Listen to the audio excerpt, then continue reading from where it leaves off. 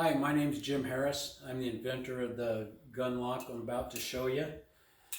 And the first thing we want to do is I'm going to show you that this weapon's safe. There's nothing in the chamber, nothing in the magazine well, and there's no ammunition anywhere in the area.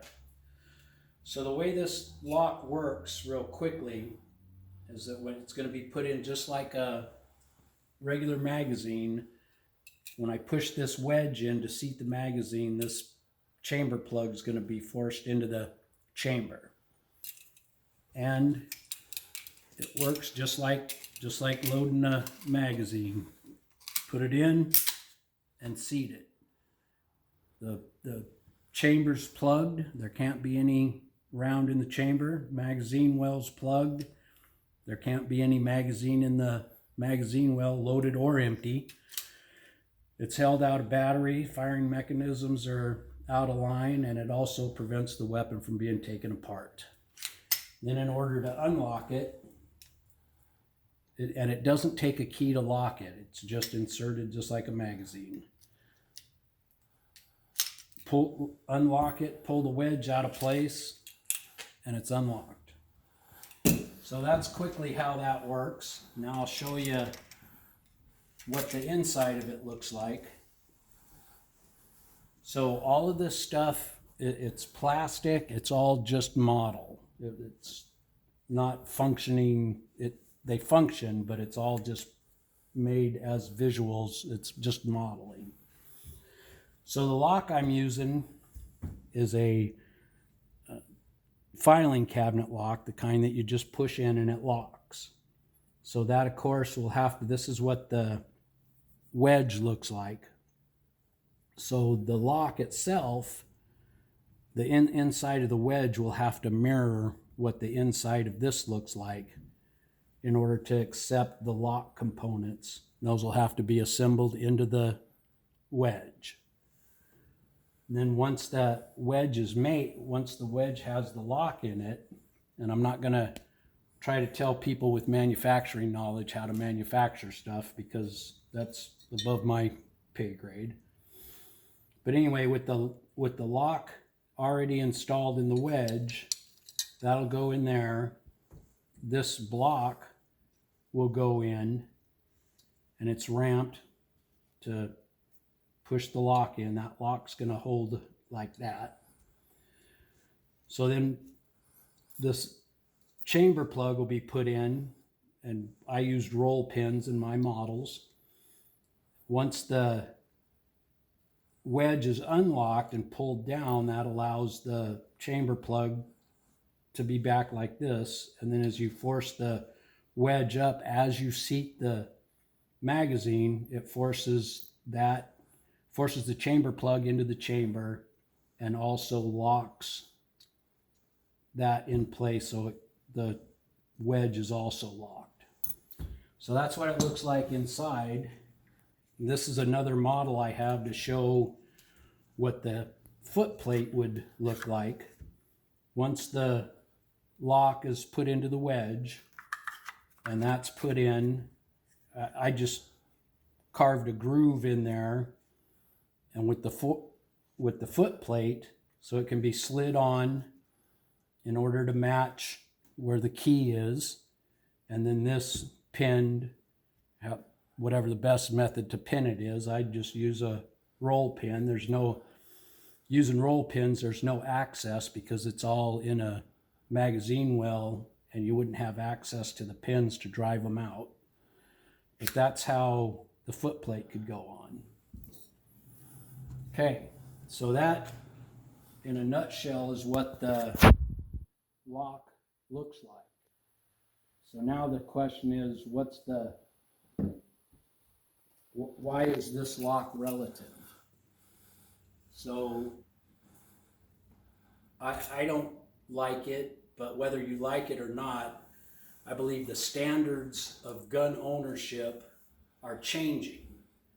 And with the standards changing, safety, storage, transport, all this stuff stands a possibility to change.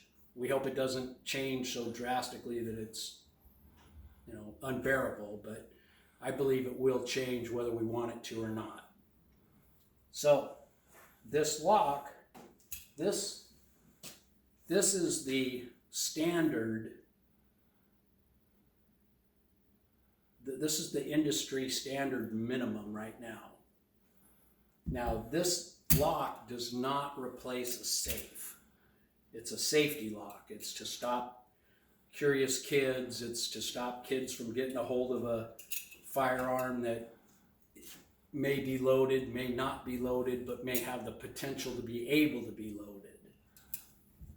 And this is what we count on to stop that now. This is the standard industry minimum. But as the standards change, if the safety and the storage change from that the minimum is no longer acceptable, then we'll have to upgrade and to a new standard. So we have pilots that carry firearms. We have school districts that are considering letting teachers and staffers carry firearms. And with that, they have to be stored safely and transported safely. So if this standard changes, this is what it could evolve into. If the government comes out and says, you, gun owner, have to change your standard of storage and transport, then the government will also have to change its standard, because a municipality's liability will be much greater. So if a police force, if a municipality issues a gun to a deputy sheriff or whoever, if they issue a gun to a law enforcement officer, they have to issue a gun lock, the industry minimum. If that minimum changes, can you imagine that every New York City police officer has to be issued something like this? Or even at the federal level, marshals, whatever. If the conversation of the standard going from the minimum to something better, even through marketing, that conversation could be steered to go to something along this lines, which would open up quite a good market, I believe. I'm a little biased about this, but I think that this is way above the minimum standard of the industry. And if this standard goes away, this is where it could end up. So that is my thoughts on my vision on this. So if you have any questions about it, I'd be happy to answer them. I want to thank you for your time and your consideration. And if you've come this far watching this, there's another video on the website that shows the other use. I have 3 working prototypes, and the other video on the website shows all 3, how they work. And it'd take a couple minutes to look at that. And again, thank you for your time. Thank you for your consideration. And as always, if you keep weapons in your house to protect your family, please protect your family from the weapons you keep in your house. Thank you.